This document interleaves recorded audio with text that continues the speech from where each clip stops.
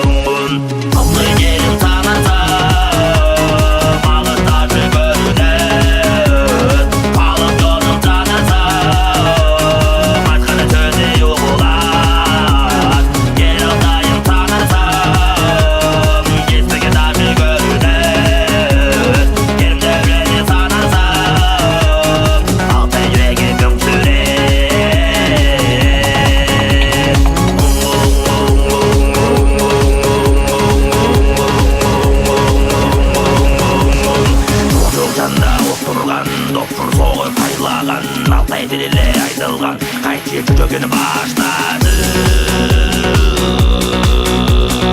Елу Алтай içini kuru çabağın arasım Kayada şa gibi yürüğün Altay'ın boyun batırlar.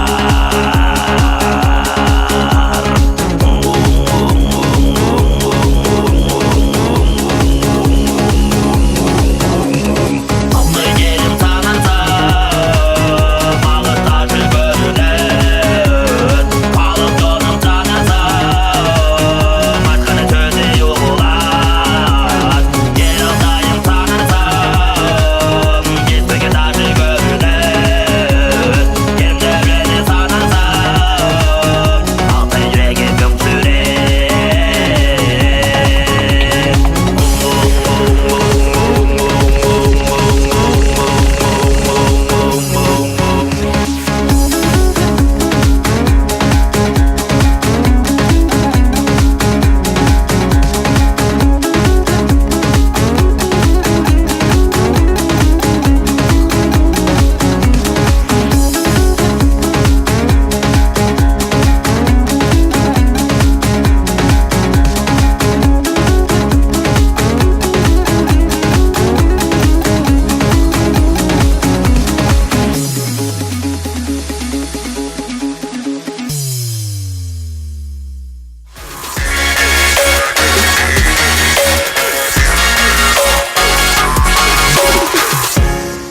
Дорогие друзья, вы можете поддержать Мергена Тильденова из Республики Алтай, отправив слово «шоу» пробел 5 на короткий номер 5577.